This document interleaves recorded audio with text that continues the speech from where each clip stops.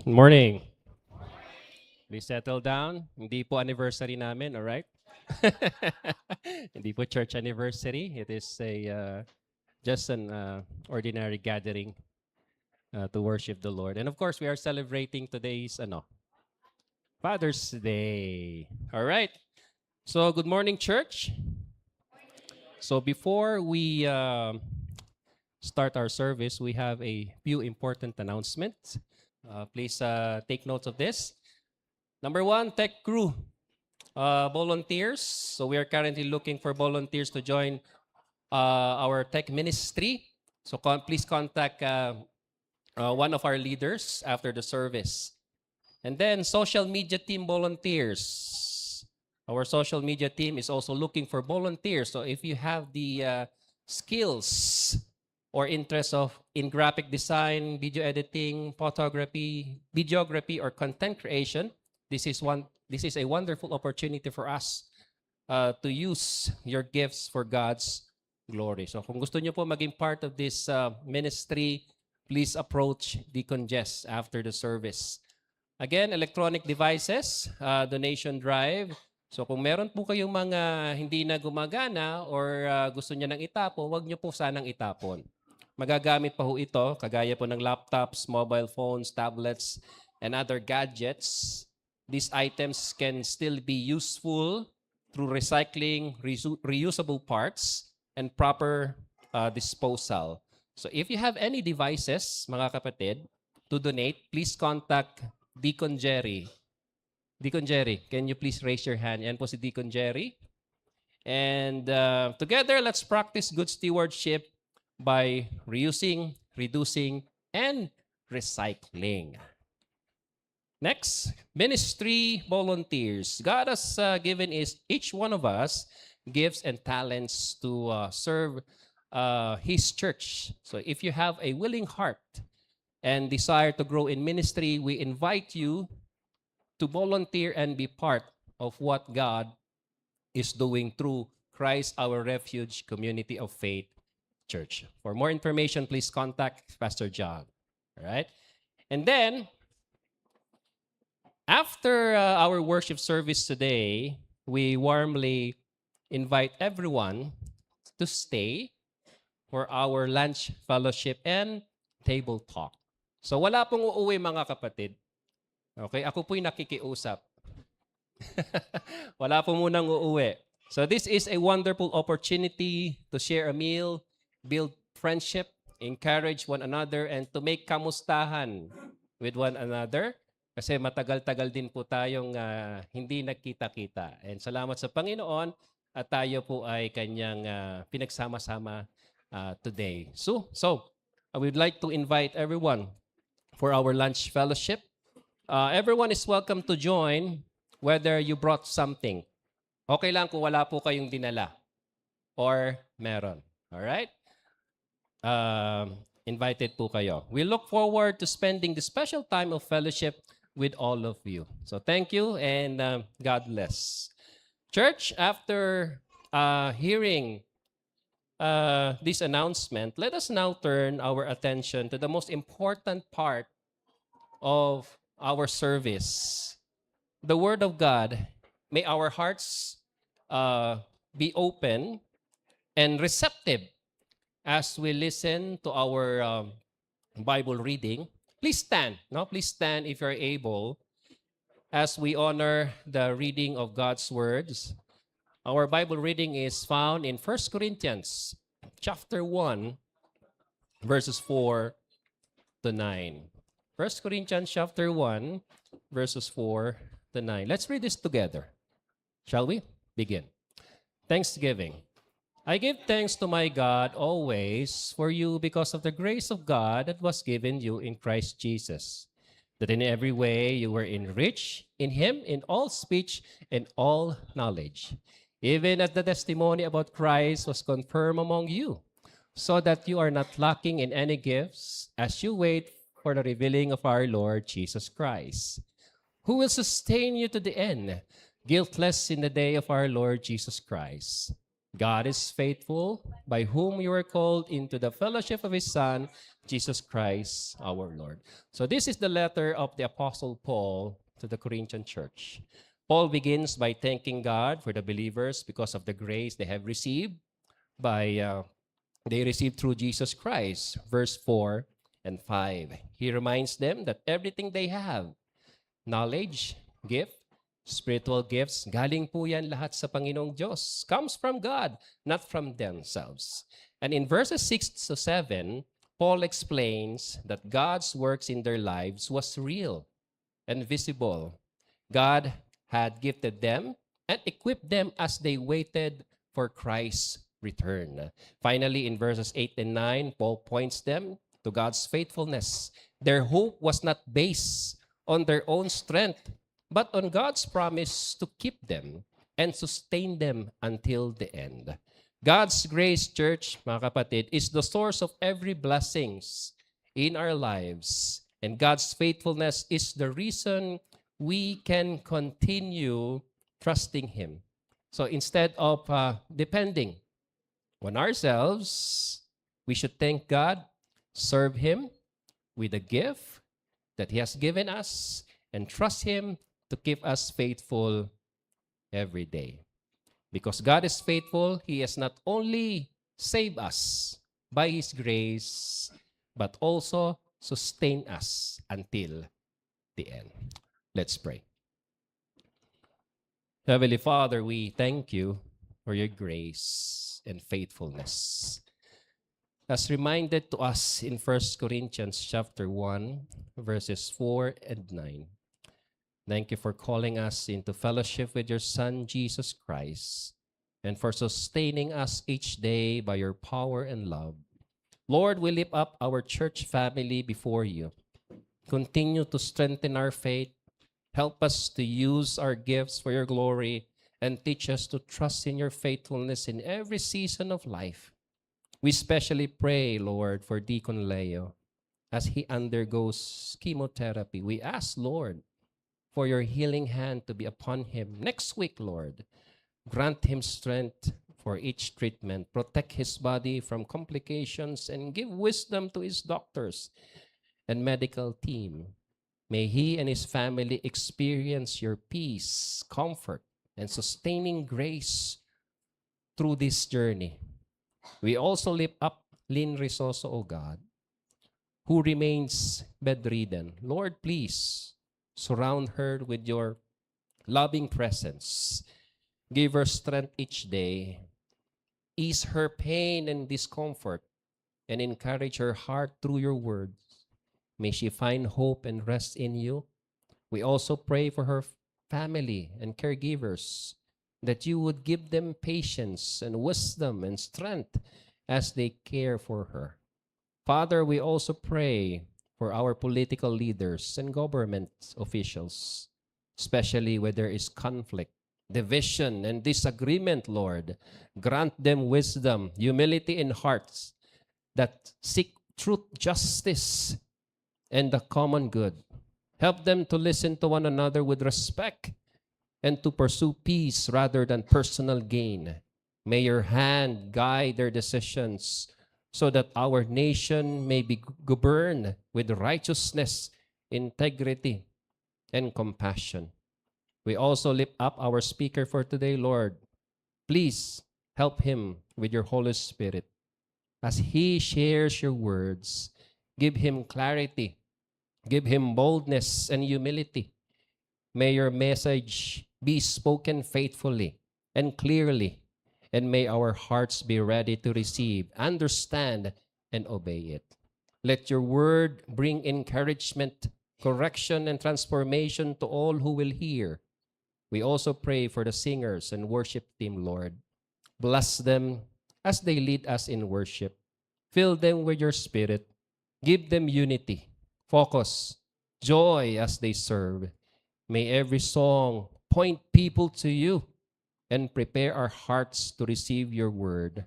Protect them from destruction and strengthen them physically and spiritually. Remind us all that our hope is not in human leaders, but in you. the sovereign King over all nations. Help us to pray faithfully for those in authority and to be instrument of peace in our communities. We commit all these things to you, trusting in your goodness, mercy, and perfect will. In Jesus' name we pray. Amen and amen.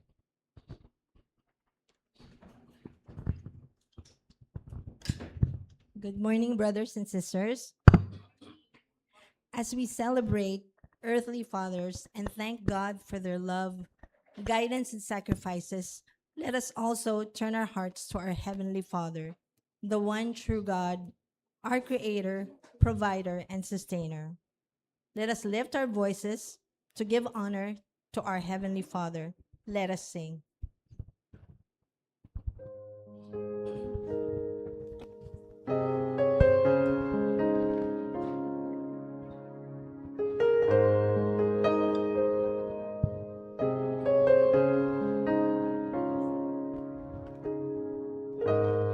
You are not a God created by human hands. You are not a God dependent on any mortal man. You are not a God in need of anything we can give by your plan. That's just the way it is.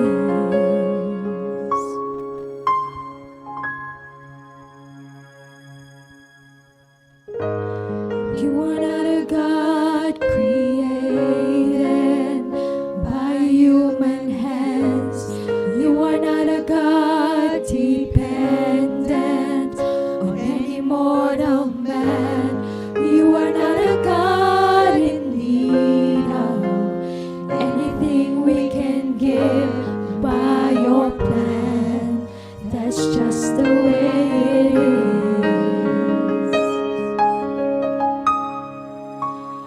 You are God alone from before time began.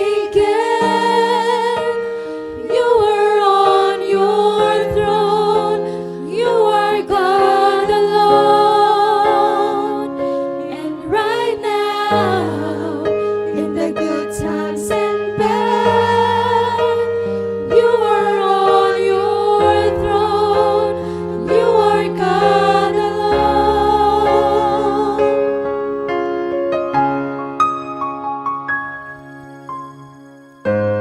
You're the only God whose power none can contend. You're the only God whose name and praise will never end. You are not the God who's worthy of everything we can give. You are God, that's just the way it is.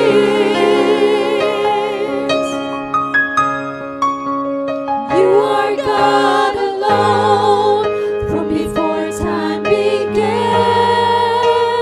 You are on your throne. You are God alone.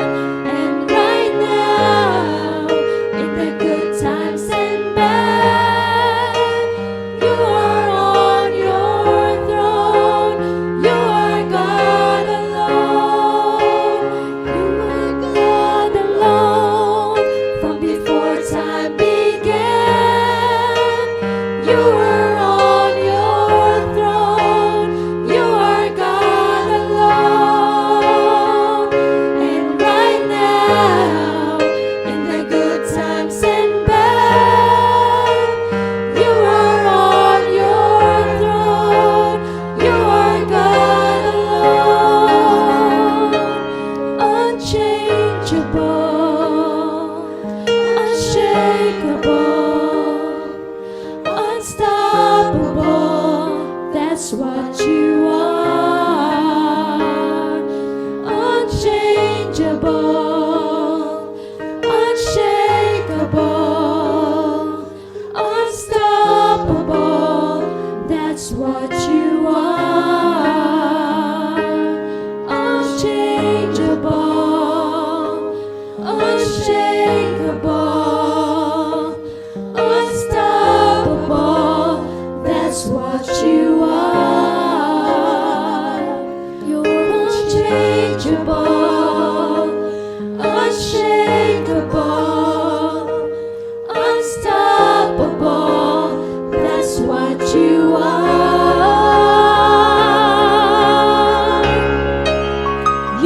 are God alone. From before time began, you are on your throne. You are God alone. And right now, in the good times and bad, you are on your throne. You are God alone. You are God alone. From before time began, you are on your throne. You are God alone. And right now, in the good times and bad, you are on your throne. You are God alone.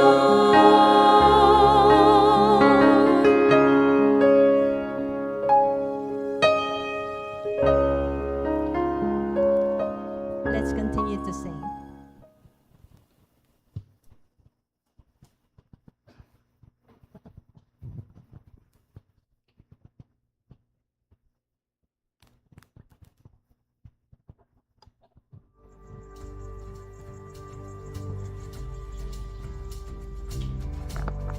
Let's give the Lord the praise and worship He deserves. Let's all clap our hands as we sing.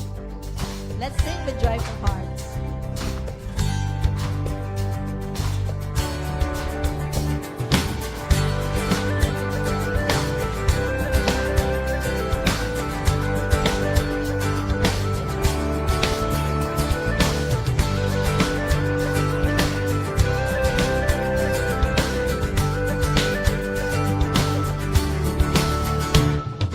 These are the days of Elijah, declaring the word of the Lord. These are the days of your servant Moses, righteousness being restored. And lo, these are days of great trial, of famine and darkness and sword. Still we are the voice in the desert, crying, prepare ye the way of the Lord. Behold, he comes, riding on the clouds, shining like the sun. And the trumpet call, lift your voice. It's the year of Jubilee, and out of Zion's hill salvation comes.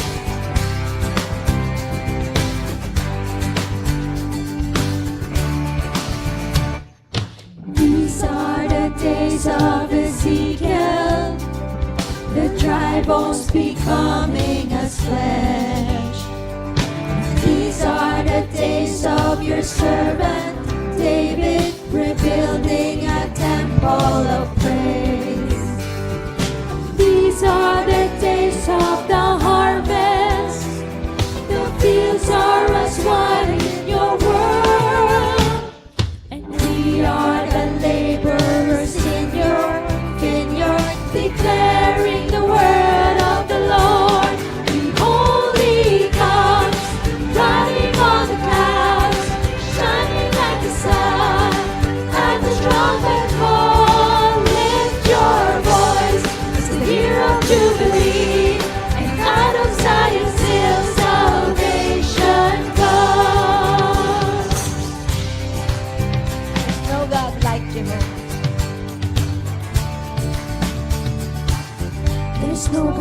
Jehovah. There's no God like Jehovah. There's no God like Jehovah. There's no God like Jehovah. There's no God like Jehovah. There's no God like Jehovah. There's no God like Jehovah. There's no God like Jehovah. There's no God like Jehovah. There's no God like Jehovah. There's no God like Jehovah. There's no God like Jehovah. There's no God like Jehovah. There's no God like Jehovah. There's no God like Jehovah. There's no God like Jehovah. Holy comes, riding on the clouds, shining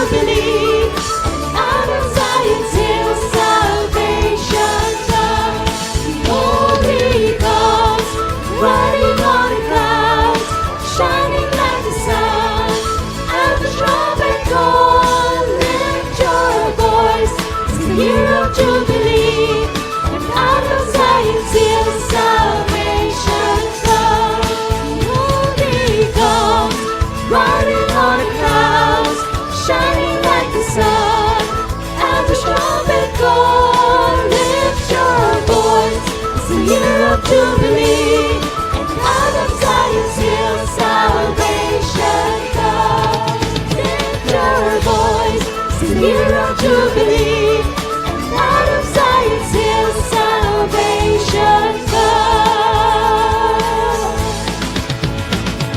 Praise God, or praise God.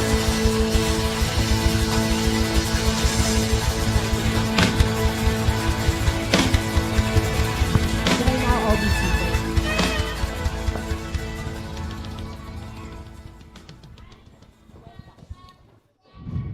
Amen. Thank you, praise team, for providing for us a wonderful worship song this morning. Sunday after Sunday, we are blessed when God brings guests into our midst. So if you are the person that I'm referring to, allowed us to recognize you by standing up from where you are seated. If this is your first time, please stand up. I would like to recognize you. Rami-rami to ha.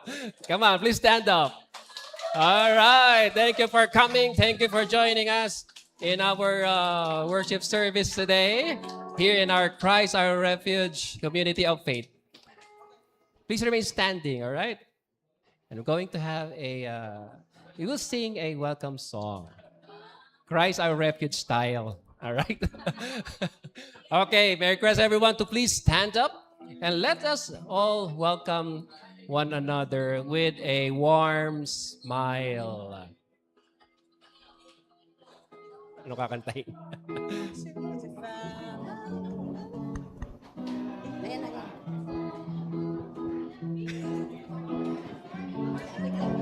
Isa na lang.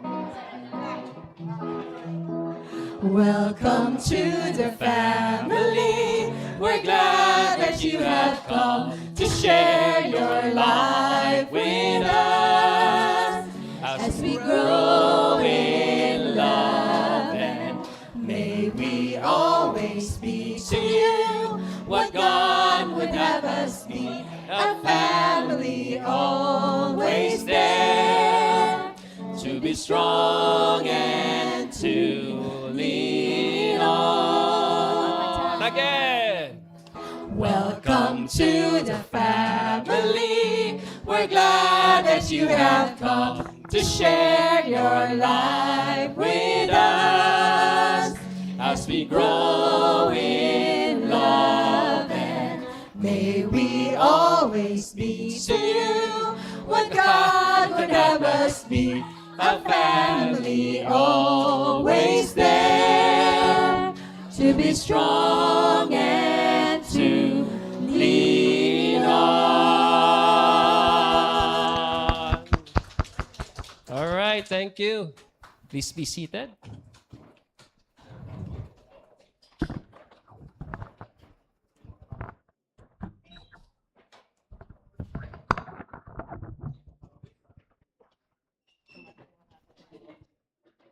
Meron po tayong special number.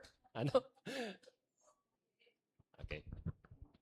Hindi po ako yung kakanta, mga kapatid. Alright? Kasama po ni Pastor Dave. Hello, sound check. Hello po, magandang umaga sa inyong lahat. Palakpakan po natin ang Panginoon. Yan. Ako po si Kuya Larry Ilagan at gusto ko lang mag-share ng konti tungkol po sa akin. Sisimulan ko na ako po ay graduate ng Bachelor in Industrial Psychology, pero hindi ko na-practice yung aking kurso. Just a few years after I graduated, ako po yung tinawag sa ministry ng Far East Broadcasting Company, Philippines. Yung pong himpilang 702 DZAS, 98.7 DZFE-FM. Tinawag po ako noong 1998. Yan. Ako po ay 54 years na. Baka ako magtaka kayo, bakit mo 1998, divide, plus. So 54 na po ako at kasama ko po ang aking boss sa opisina dati at ang aking spiritual mentor, si Pastor Dave de Guzman. At kasama ko rin po ang aking wife na napagkakamalan pong anak ko minsan. Yan po si Joanne. At hindi po madali ang journey na tinawag po ako from HR work. Ang aking pong forte ay recruitment and selection. So ako po ay nagpapa-exam, psychodynamic report, pero bigla ako kong tinawag sa Ministeryo ng Papuri dahil ako po ay nag-undergo ng training nila way back 93 pumasa ho, bumalik sa simbahan, at ngayon po ay siyang project coordinator ng Papuri Music Ministry. Sino po nakikinig sa 702 DZS? Taas ho ng kamay sa mga nakakaalam. Yan. Yung sa mga ibang kabataan o mas bata sa akin, tune in. Yung mga nakikinig dyan, i-encourage nyo sila. Ako din po ang boses ng istasyon. Kaya ho, pag binuksan nyo yung radyo at narinig ninyo ito ang Far East Broadcasting Company Philippines. Himpilang 702 DZAS. Agapay ng Sambayanan. Yan. So lahat po ng intro doon na maririnig nyo. Dati po ako po nag-i-intro kay Pastor Dave. Narito na po ang ating poging pastor. Hindi. Pastor Dave de Guzman, happy birthday. Kompleto talaga. Lahat po. So marin mula po sa Oras na Pilipinas. Yun po ang aking naging work from HR. At sa amin hong pamilya, hindi ko alam na gusto kong kumanta. Pero wala po sa aming family history ang kumakanta. So ako ho yung first generation na kumakanta. And encouragement ho sa bawat isa sa inyo, lalo nung narinig ko yung praise and worship team. Napakaganda ho ng harmony, dikit na dikit. Bihira ko ho yung makita sa ibang pananambahan. Mostly expect mo yan sa big churches. Pero in a very intimate group, kagaya nito, established po ang inyong tunog. Kaya purihin po ang Panginoon. So, yun lang po ang things about me. Sana patuloy po ninyong suportahan pananambahang ito. At patuloy nyo ring suportahan ang ministry ng Papuri Music Ministry. Available na po ito through Spotify. At in line with Pastor Dave's message, gusto kong umawit sa inyo ng isang awit tungkol sa pagkakaisa na dulot ng kanyang salita. Mula ho sa panulat ni Ringo Marquez at N. Arnel Depano.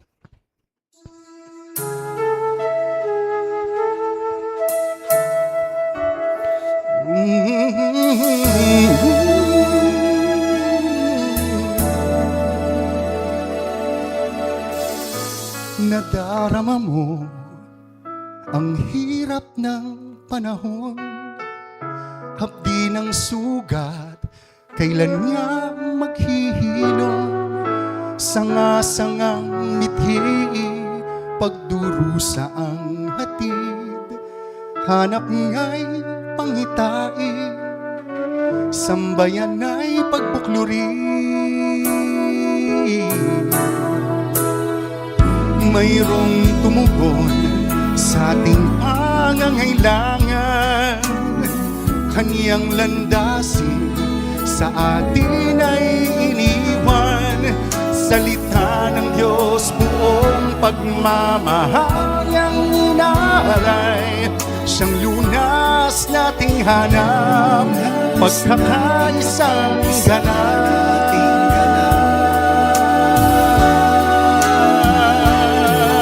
Sa kanyang salita'y nangusap na tayo'y magmahalan. Si Jesus ating daan, tunay na kaligtasan. Tayong lahat nawa ay tunay na magkaisa, mag-anak sa piling niya, binigis ng salita ngayon.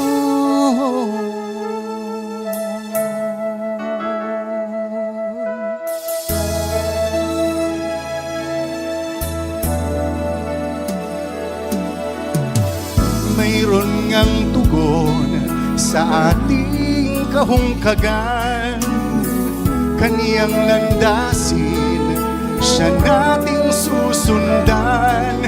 Salita ng Diyos, buong pagmamahal niyang inalay, siyang lunas nating hanap, pagkakaisang ganap.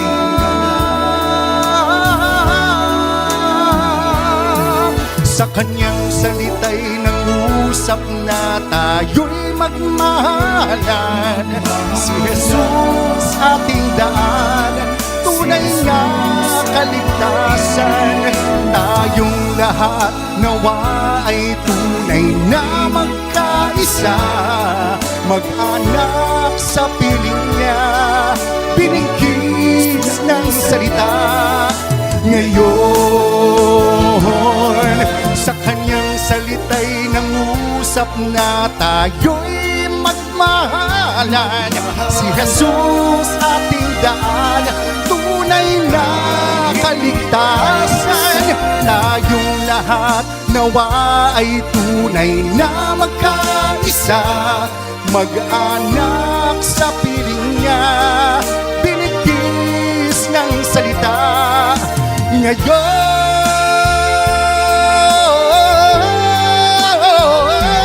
mag-anak sa piling niya, binigkis ng salita.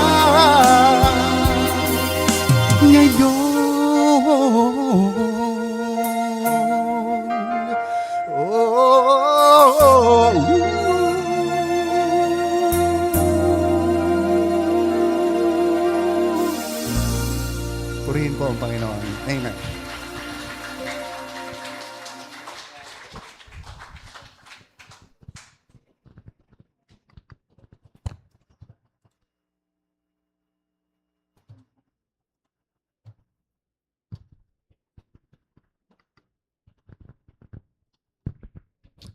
Alright, meron na. Parang gustong kumanta ni Arman.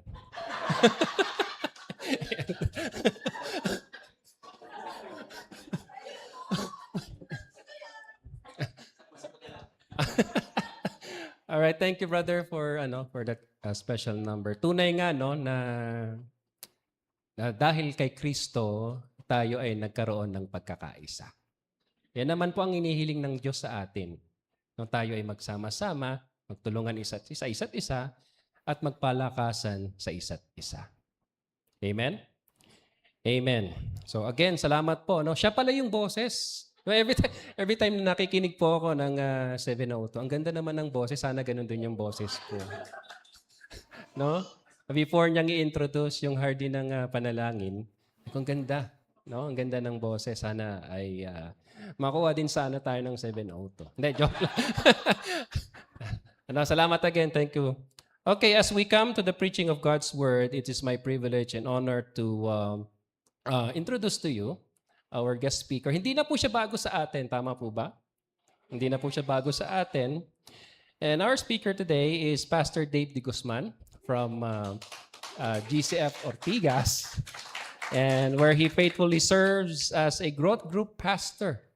And through the years, Pastor Dave has been involved in teaching, discipleship, mentoring believers, and helping people grow deeper in their walk, in their spiritual journey. And God has used him to encourage, equip, and shepherd many people in their spiritual journey. We are truly grateful to God for bringing Pastor Dave with us today. At alam po namin na masyadong busy si Pastor Dave.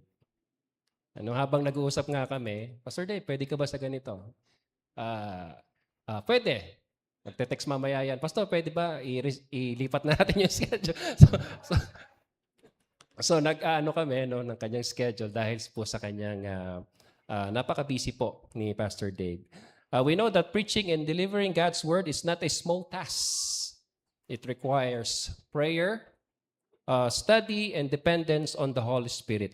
So we appreciate po yung willingness niyo po to share your time, experience, and ministry with our church family. So as we welcome Pastor Dave, let us remember that the most important thing, mga kapatid, is not the person standing behind the pulpit. All right? But the God who speaks through His words. So let us therefore open our hearts, remove all of distractions, and listen carefully to what the Lord desires us to teach us today. So please join me in giving a warm welcome. Christ our refuge, community of faith, welcome. Okay, to our guest speaker this morning, Pastor Dave De Guzman. So Pastor Dave, thank you for being with us. May the Lord bless you. Salamat. Alam nyo, umalis ako sa GCF East 2015, just before my retirement. Napakaganda ho. Nagpapasalamat ako sa namumuno ng Christ Our Refuge Community of Faith for inviting me Bago po tayo mag-umpisa, ngayon po ay celebration ng Father's Day. Happy Father's Day sa mga tatay. At alam nyo, nakakaligtaan ko Father's Day nga pala ngayon, dapat ang message ko, Father's Day. Pero hindi, yung message po nito, nilalaan ko po ito.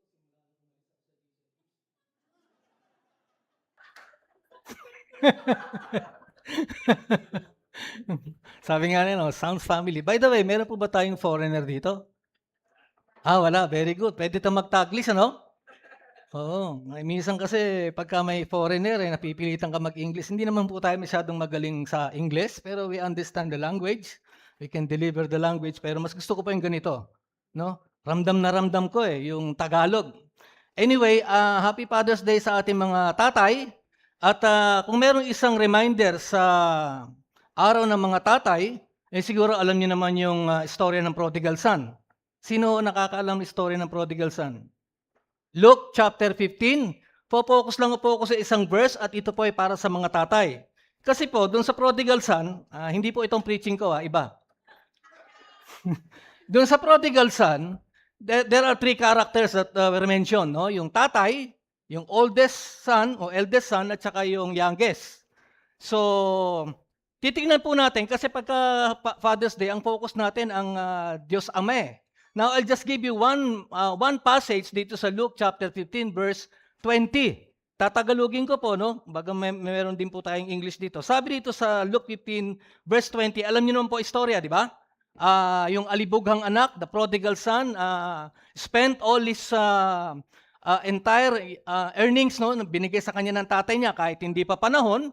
Binagkaloob din ng tatay niya sa kanya, and he wasted the money given to him by his father. When he came to his senses, sabi niya rito, no, babalik na lang ako sa tatay ko kasi yung mga servants nga ng tatay ko, ang sarap ng kinakain. Ako rito, kumakain ako ng pagkain sa baboy. Babalik ako. And when he came to his senses, ang maganda rito yung verse 20. Because this is a picture of our Heavenly Father. Sabi dito, Luke 15 verse 20, sabi dito, no, kaya bumalik siya sa kanyang ama. Malayo pa lang ay natanaw na siya ng kanyang ama at naawa ito sa kanya. Question, papaano mo matatanaw ang isang tao kung hindi ka nag-aabang?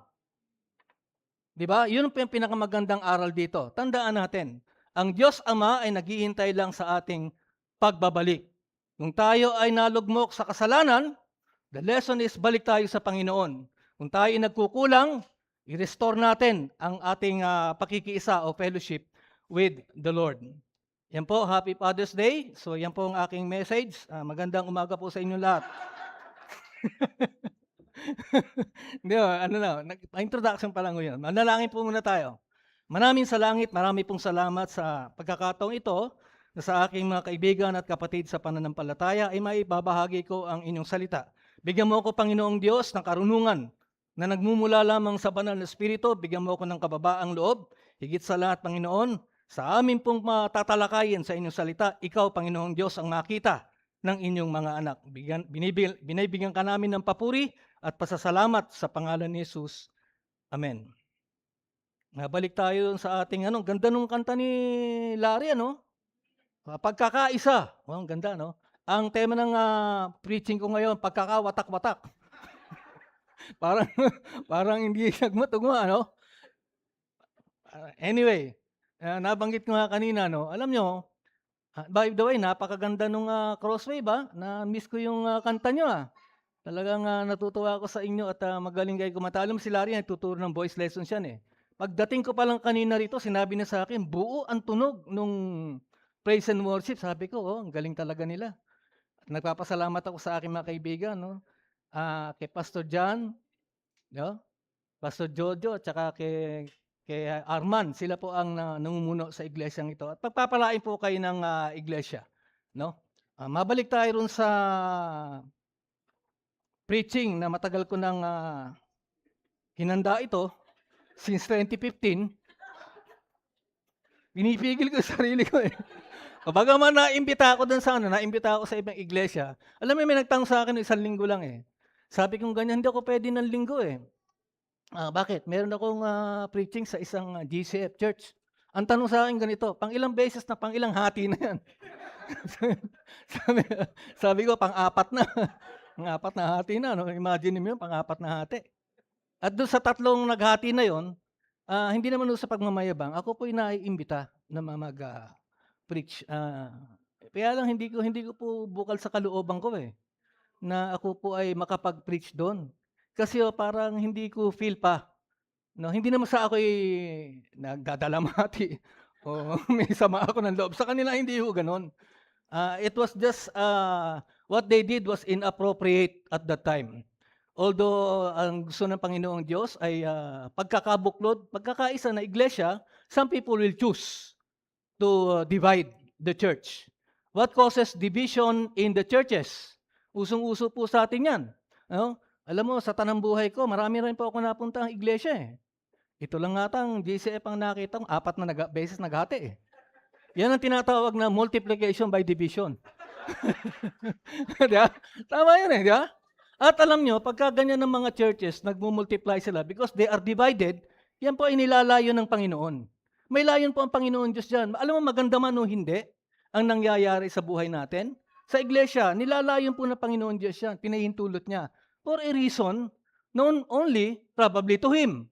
Pero kung minsan may tinuturo sa atin ang salita ng Diyos. Anyway, what causes division in churches? Sa akin pong introduction, ay paggagamitin ko nga pala to. Tama ba? Ayun. Ayan, although ang akin pong PowerPoint is in English, allow me to deliver the message in Tagalog. Pwede naman ho yun no? Oh, wala ka ibang choice Inom muna ako, sandali lang. Sarap ng tubig dito, lasang Coke. Now, introduction. Now, the church in Corinth, dito po ay selected passages lang. Kasi titingnan natin, ano ba talaga ang nagiging dahilan kung bakit ang mga churches ay nagkakawatak-watak.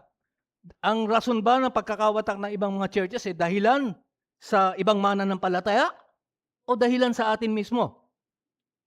Alam nyo, may mga church, pagka ang isang miyembro ng iglesia ay umalis, choice po niya yon. Maaring hindi nakaka-minister sa kanya yung iglesia, di ba? Marapat lamang po na siya ay umalis. At siguro alam niyo nangyari ngayon nakikinig ba kayo ng news? So alam niyo nangyayari sa impeachment at sa flood control. Nakakalungkot isipin, hindi ako po politiko, no? Wala akong pinapanigan, pero nakakalungkot when religious heads are the cause of disappointments of members.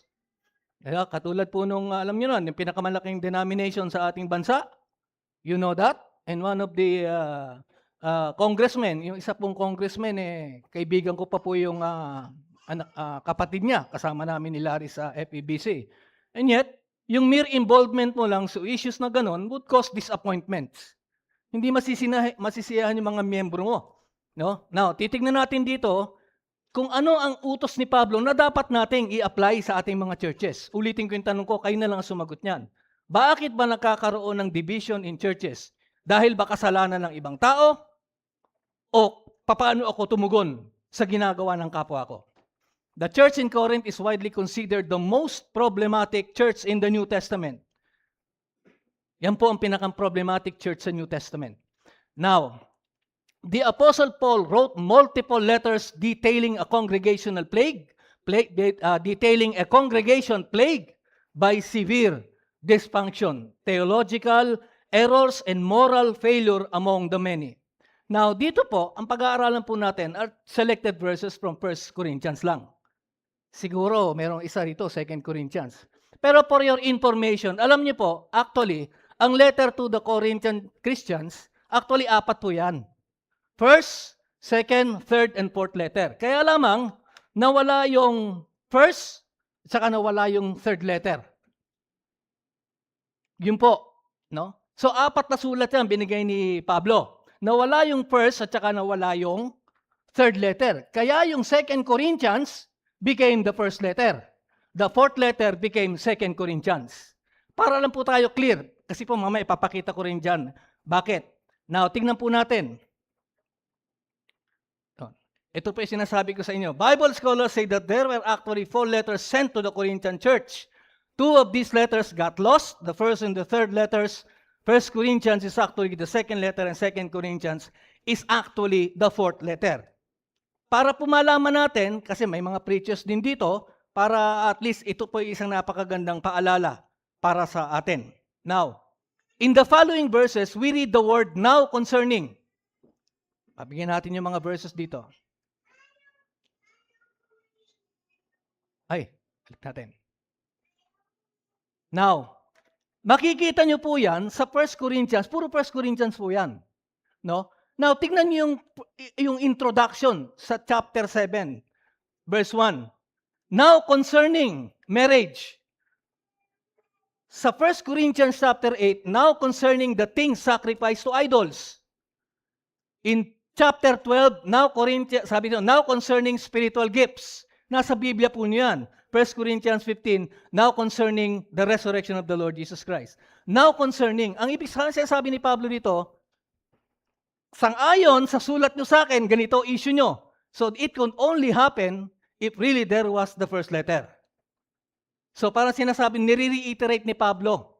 So 1 Corinthians chapter 1 hanggang chapter 6, wala po kayong makikitang tanong ng mga Corinthian Christians tungkol sa kasal, tungkol sa food sacrifice to idols, spiritual gifts, and the resurrection. Ganyan po ang treatment niyan. Now, sabi ko nga kanina, yan po ang pinakang-problematic church sa New Testament, the Corinthian church. Because problema nila doon, morality. Problema nila ron yung pagkakaisa, wala silang unity. Problema nila ron ang spiritual gifts. Alam mo, sa iglesia, kung minsan nagpapaligsahan yung mga ibang ministry, no? Choir, di ba? Yung mga ushers, yung mga singers, no? Ano pa ba? Sa church, sa mga ministry ng mga frontliners. Minsan ganun no? Kami ang pinakamagaling na ministry dito. Evangelism, kami pinakamagaling, hindi ganun ang treatment doon. Dapat ang ating ginagawa ay tungo sa kung ano ang gusto ni Kristo. Now, since we would be dealing with Paul's letter to the church at Corinth, let me give you a brief context of the letter. Ayan, tingnan natin, para maintindihan natin. Date of writing, 1 Corinthians, 55 AD. Near the end of Paul's third missionary journey. Isipin nyo na lang. Sabi nga nila, no, si Pablo probably got saved at AD 35. Di ba? Kasi AD 30 namatay si Kristo. The reason why I'm pointing to you this is para malaman po natin kung ano yung konteksto, kung saan ang gagaling yung apostol. AD 30 namatay si Kristo. After 5 years, AD 35, nakilala ni Paul si Kristo sa Damascus Road. Di ba? Tapos, AD 55, after 20 years, sinulat niya ang 1 Corinthians. But he died AD 68. Now, AD 68, siya namatay, AD 35 siya na-convert. Simple mathematics, 68 less 35, 33 years siyang nagmi-ministry. 33 years. Ganun lang ang arithmetic nun. Ganun lang ang ating sumaron. Now, Corinthian church was established on his third missionary journey. Para at least Paul had 3 missionary journeys and 2 Roman imprisonments. Napakahalaga ho niyan. Lalo na sa inyo, mga nag-aaral ng Biblia, nag-aapay ng salita ng Diyos, yan po ay dapat nating malaman para clear po ang ating context. And then, ang messenger, hindi naman si Pablo, kasi ang mensahero niya si Titus. Titus may have carried this letter from Ephesus to Corinth. So, meron siyang mensahero.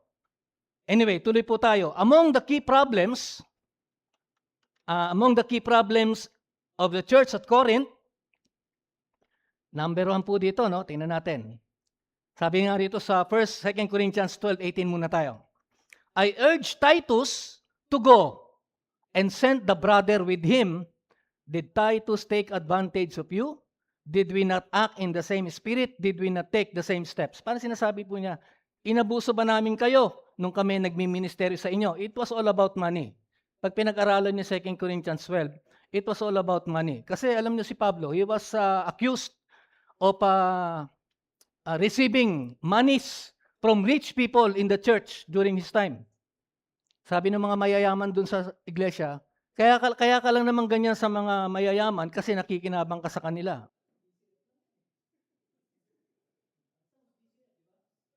Hindi naman natin inaano yung church natin, pero totoo yun. Ilang taon na, year 2000 na lang, 26 years. Yung problema ho niyan, rampant talaga yan. Marami talaga sa mga churches. Hindi naman natin minamaliit yung mga kababayan natin, na hihingi lang ng prayer eh. Ito pa, ganito yan eh. Hihingi ng prayer sa mayaman. Bakit yung prayer ng mahirap hindi pwede? Naalala ko eh, sabi nung isang miyembro eh, Ma'am, may mayaman yung nilapitan niya. Mag-aaral na po yung anak ko. Magpe-pray po sana ako sa inyo, Lord. Pag-pray po ako, ano pong prayer mo? Kailangan po ng computer ng anak ko eh. Lo and behold, the following day, meron siyang apple. No? Kaya sabi ko, yung prayer ba ng isang taong walang kasapatan is different from somebody who is wealthy. Depende yun sa motibo ng prayer request. Ang nakakalungkot pag kami mga pastor ang nagkaganyang prayer request, no? Ang ganda ng kotse mo sana magkaroon ako diyan. Minsan nangyayari yun eh. Gusto mo yan, Brad? Sa'yo na, ito susi. Sometimes, people are also disappointed when that happens. Anyway, tuloy tayo. Ito yung sinasabi na 2 Corinthians chapter 12, verse 18. Now, among the key problems of the church at Corinth, ayan, tingnan natin, Kaya binanggit ko dyan yung 2 letters, Now, sabi dito, loyalty to a particular preacher. Ayan. Merong ganun eh. Di ba? Loyal ka sa isang pastor.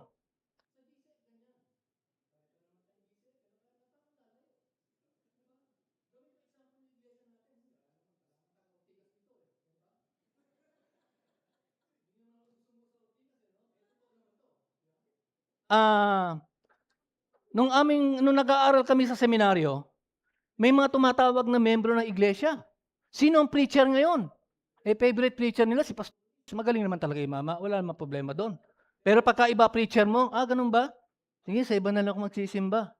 I always tell people, sabi nga ni pastor dyan, kahit na sinong tumayo dito, behind this pulpit, may mensahe ang Panginoon Diyos sa inyo. No, wag nyo. Kaya nga dito, loyalty to a particular preacher. Di ba?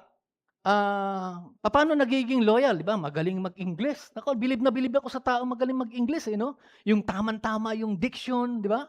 Tamang-tama yung articulation, even yung mga tenses. Di ba? Kung minsan may bearing din yung may bearing din yung pogi ka no? Di ba? Hindi ko sinasabing ako. Minsan may bearing talaga yon, no? Nangyayari po yun, Naalala ko nung nasa na-convention ako, nasa National Field Rep ako ng Gideons. May isang malaking convention, nandun ako, kinukuha yung ticket ko, tapos sabi ng mga dalaga doon sa harap ko, uy, andyan ba si pastor, yung gwapong pastor? Yung gwapong pastor. Andyan daw. Naku, nagkakagulo yung mga dalaga eh. Dinamo ko naman, nakikinig ako. Tapos tinuro nila, ayun na si poging pastor. Nilapitan ko nga. Nilapitan ko. Nung nakita kong gano'n napaganon ako eh.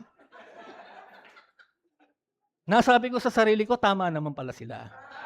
Tama sila. Tama sila yun eh. Sabi ko na sa sarili ko, pambihira kayo. 10 minuto na akong kaharap niyo, hindi mo lang kayo tumitili. Particular, loyalty to particular preacher. Nung kanilang kapanahunan, it was rampant. Si Paul, si Pedro, di ba? Yan at saka si Apollos. Si Apollos was very eloquent. No? Si Pablo, kung alam mo si Apostol Pablo, pagka dinescribe mo si Pablo, hindi siya masyadong ganun, hindi outstanding yung personality niya, maliit, 'di ba? Kulang sa height. Tapos hindi ko alam kung ano itsura niya, pero he was not that prominent. Hindi outstanding yung features ni Apostol Pablo. Of course, si Peter. The church during those times, tinitingnan nila yung they were just loyal. Meron silang preferences, yun ang ibig kong sabihin. Now, next, ano ba ang nagiging problema ng mga churches noon? Titignan natin kung these are the very same problems that churches today are facing. Now, gross immorality. Kaya nga doon sa 1 Corinthians chapter 5, now concerning gross immorality, I have heard, imagine mo, narinig niya, na doon mismo sa iglesia ng Corinth, yung isang lalaki, karelasyon, may bata ba dito? Has a relationship with yung lady o yung wife ng kanyang tatay. And the leaders of the churches, deadma sila. Deadma. Alam mo yon, nakikita mo na ginagawa ng miyembro mo, ikaw na pastor, o kayo na leaders, wala kayong ginagawa. Hindi ba? Kasi kung minsan, bakit ba ganun? Alam mo, this is still true, no? It is rampant in churches today. It does not only happen in churches that are big.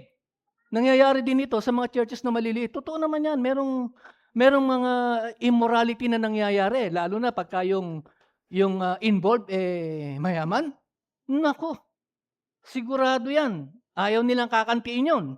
Dahil pagka kinantihan, baka magtampo, umalis. Bumaba ang giving. Meron mga ganun mga iglesia. Nangyayari po yun. Naalala ko, no? 2015,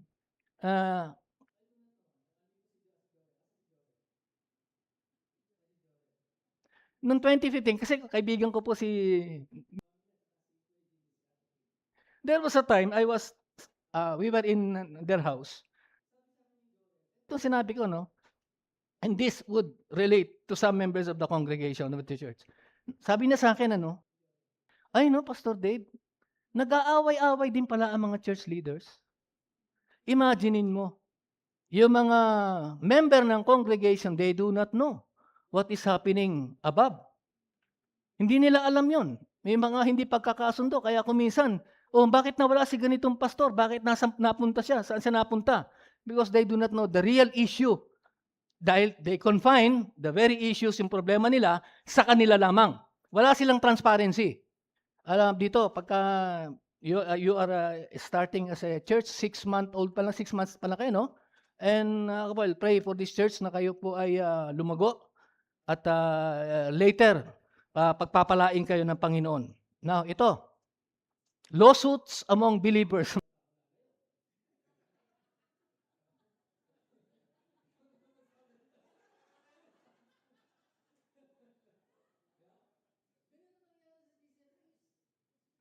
No? I gave the advice to one group, wag na kayo magdemanda, pabayaan nyo na lang sila. Ganun sinabi ko, but they were just arrogant. So, at hindi maganda yon. Pag pinag-aralan mo yung lawsuits among believers, tayo mga Kristiyano, the reason why we are encouraged, we are commanded not to press charges against our brothers is because pareho kayong Kristiyano, yung huwes hindi mananampalataya. They would decide on your issue. Nakakaya talaga yon, di ba? Hindi mananampalataya, sasabihin na sa inyong huwes, teka. Di ba na sa isang church lang kayo, ba't kayo nagdedemandahan? Di ba? Hindi maganda. Pero mahirap din eh. Mahirap din na i-address yung issue niya. Meron ako isang kaibigan sa Ortigas eh. Meron siya, may mayaman din siya. Sabi niya, Pastor Dave, nagpautang ako ng 20 million. 20 million? Parang kalahating maleta yata yun. Pautang daw siya ng 20 million. Ang problema ko, hindi ko siya masingil at pag nagkikita kami, nangangako siya na babayaran niya ako. Di ba? Pero hindi siya tumutupad. Pumayag na nga ako kahit ng mga 300,000 a month. Makabayad lang siya. Pero pag nandun na kami sa husgado, sa piskal, hindi siya nag-agree. Ang tanong ko lang sa kanya, simple. Sabi sa akin didemanda ko na ba, Pastor? Sabi ko, hindi. Tatanungin muna kita. Kristiyano ba yan o hindi? Nung sinabi sa akin, hindi. Demanda mo. Para we should know kung ano na stand natin. Hindi tayo kinakailangan na, uy, ang bait mo naman. No? Kristiyano ka pa naman. Kaya kayo, mga Kristiyano, huwag kayo basta-basta nagpapautang. Mahirap magpautang. Imagine mo, may umuutang sa akin dati. 2,000. Basta may 2,000 ka ba? Di pinautang ko naman. There was a time nawalan ako ng pera. Kakaya naman kung lalapit ako yung membro ko. Psst. Wala akong pera ngayon Bayaran mo utang mo. Ako, hindi ako nagpapautang. No? Pagka may lumalapit at I have something, I give. Yeah, these are the problems in those churches. Now, ano pa? Tingnan natin. Abuse of the Lord's Supper. 1 Corinthians 11. Alam nyo ba bakit ganito yan? May problema sila sa iglesia. Kasi pagka yung banal na hapunan, di ba? Alam mo yun? Yung mga mayayaman, nagdadala sila ng mga pagkain. yung mga miyembro na walang dalang pagkain, hindi nila ini-include sa banal na hapunan. Sila-sila lang ang nakikinabang. O imagine mo yung kung ganun ang iglesia nyo. Di ba? Nakakainan yung mga nagdala ng pagkain, yung mga walang dala, hindi nila kasama. Hindi ganun ang ninanais ng Diyos. Di ba? Kaya nga maganda yung kanta ni Larry, pagkakaisa. Now, tignan po natin. Misuse of spiritual gifts. Dito, medyo malalim yan. Tayo pong mga Baptist, hindi tayo naniniwala sa speaking in tongues, di ba? Di ba? Hindi tayo naniniwala sa speaking in tongues. At mahirap din yun pagka yung may lalapit sa yung Kristiyano, sabihin sa'yo, Pastor Dave, nakakausap mo ang Panginoon kagabi. Naku po. Pagka ganun ang kausap mo, hindi ko na kinakausap ulit yun. Yung mga ganun. Si Pastor Deus nga, may lumapit din sa kanya. Nakausap ko ang Panginoon kagabi. Bakit ikaw lang kinausap, ako hindi? Sometimes, nagiging pilosopo na. But tayo mga, hindi naman natin na sinasabi na tayo mga Baptist, maayos ang ating doktrina. Ako, personally, I feel na maayos ang doktrina natin mga Baptist. Di ba? Added the fact na wala naman tayong mga women preachers. Sa kanila, problema nila yung misuse of spiritual gifts. Bakit ko nasabi yan? Yung preferences nila. Di ba? Sabi nga nung ibang mga kapatid natin sa Pentecostal, kayo mga Kristiyano na hindi kayo nag-i-speak in tongues, you are a lesser Christian. Narinig ko yun Kayo mga mananampalataya, hindi kayo nag-speak in tongues. Mahinang klase. Hindi kayo primera klase mga mananampalataya. Hindi ko na sinagot. Mahirap na mahirap magkaroon ng kagalit. Ano pa? False doctrines. Di ba? Yaan, very rampant sa kanila nung araw yan because of the Judaizers. Di ba? Alam naman natin si Pablo. Now, let us now go with our lesson. Madali lang naman to, no? Ito pa, disrespect for false authority. Si Pablo naman po, hindi naman po siya part ng 12 apostles Di ba? Hindi po siya part ng 12 apostles. But there were 2 apostles mentioned in the book of Acts, Paul and Barnabas, when they were commissioned. Now, set aside Paul and Barnabas.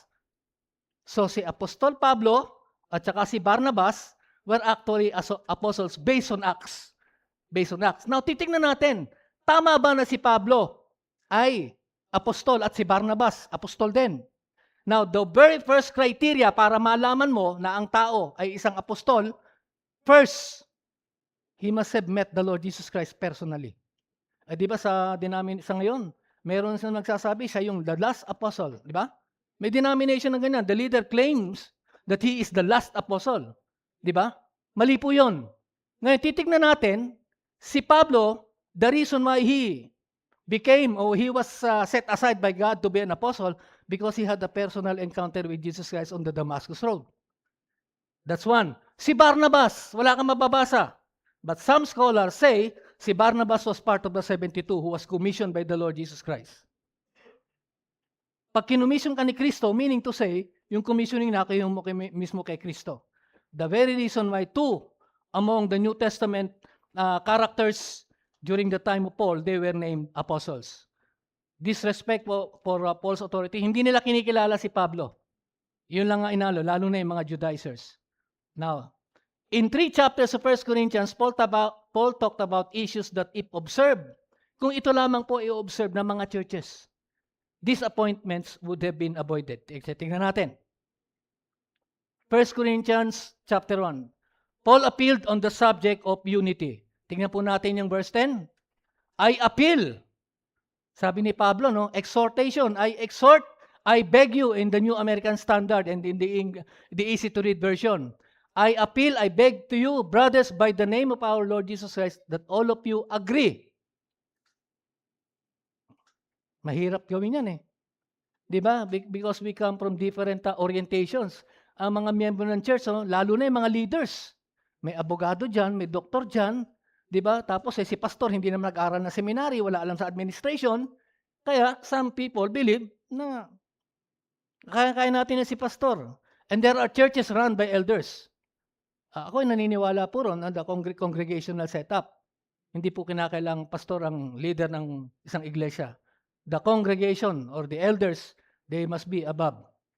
the congregation. Kaya lamang po, they should not also abuse their authority. Sabi ni Pablo, I appeal to you, brothers, by the name of our Lord Jesus Christ, that all of you agree, leaders and members mention, that there be no divisions among you, but you be united in the same mind and same judgment. Kung minsan, lalo na sa leadership, pag maraming leaders ang church, marami ding minds yan eh. Naalala ko, nung di ko na ako sa Ortigas, 12 kami noon eh. Pagka yung 11, oo, ako no. Oh, usually ganun po ako. At minsan, binigyan ako ng commendation ng chairman ng Deacons. Sabi nito si Dave, basta't kahit na tayo agree siya, hindi. But at the end of the day, he would agree. Tama po yun. Dapat kung ano yung napag-usapan, di ba? Sa inyong meeting, dapat yung mas agree. Tayo, meron tayong 2 Senate Presidents naalala yun? Di ba? Isang kanya-kanya sila opisina no? Buti na lang ngayon, na-settle na yon. Ang point ko ganito, tanong ko kanina, bakit ba there are divisions in churches? Sino ba talaga may kasalanan? Alam nyo, pagka ang tao disappointed sa iglesia, aalis na lang yan. Sabi nga nung isang member ng DCF dati, sabi niya, alam mo ako, pag nawala ako dito, hindi man ako hahanapin yung mga yan. Nagtatampo pa. Di ba, may mga ganung feeling. Siyempre, hindi mo naman, biruin mo, in a congregation of 300 na lang, hindi mo naman lahat iisa-isain yan Kung ano pinagdaraanan yan Di ba? Pag binati mo, iirapan ka Hindi ako binati niyan, ayoko. Di ba? Hindi ka lang na good morning, iba nang tingin sa'yo. And it happens dito, pahabang maliit kayo, sinasabi natin, di ba? No? Na maging maganda, maging pleasant kayo. Kaya nga ako dati sabi ko sa ushering kahit nasa grupo ni Jackie, pagka ikaw hindi ka marunong ngumiti, huwag ka mag-usher. Di ba? Hindi yung pampadagdag lang. May mga padagdag na gano'n no? Anong ginagawa mo? Usher ka. Hindi ka marunong ngumiti. Mas mabilis pang lumakad sa yung membro kaysa sa'yo. Di ba? Mahanap ka na ibang ministry. Sumasali ka nga sa praise and worship, hindi ka naman marunong kumanta. Di ba? Dapat ganun ang treatment natin sa mga kasama natin. We must also be very discerning kung ano talaga yung gift nila. Pangit din naman kung ilang ministry kayo meron dito ngayon sa COR. Ilang ministries? 5. Halimbawa 5. O imagine mo kung 5 ministry yan. Ushering, praise and worship, evangelism, lahat naamdyan ka. Di ba? Pumili ka ng ministry. Kaya nga yung sa kanila at that time, they were just divided because may mga preferences sila ng ministry. And people would just want to join the ministry. Naalala ko isang simbahan dati. Yung principal, galit na galit sila sa elder ng church nila. Pastor Dave, tulungan mo ako. Paano ba namin ma-address yung problema namin sa iglesia? Sabi ko, bakit? Meron kasi kaming member ng choir anong problema namin yung member ng choir Sabi ng ganun, bakit? Marunong ba naman siyang kumanta? Hindi nga Sabi ko, nandun sa choir Tapos ano pa ba? Baka naman marunong siyang tumugtog. Sabi ng ganun, hindi rin Pero member siya ng choir anong problema nung bata? Ba't hindi nabigyan ng tsansa? Sabi nga niya, hair lip daw. Ang hirap nga naman nun, Meron kang physical defect na ganun. Yung mahirap, hindi ka makakanta. Di ba? Kaya lang siya nandun dahil yung elder yung tatay niya. Imaginein mo yun? Kung ganun, pinatatakbo ang simbahan, yung influensya ng leader, kahit na siguro yung pastor, wala. Sana hindi nangyayari sa mga iglesia. That is one of the causes of these appointments. Sabi ni Pablo, eto yun. You be united in one mind. Ano man yan, you can put on the table kung ano man yung pag-uusapan nyo, but when a decision is finally made, you embrace those decisions. Ano pa? Paul here speaks of the source and focus of their unity. Sino ba ang pinagtutuunan ng pansin ng dapat yung unity? Si pastor ba? Usually ganun, kaya may mga paksyon Dapat ang focus natin kung ano ang nais ni Kristo. When I was at DCF East, ito sinasabi ko sa mga leaders I'll tell you.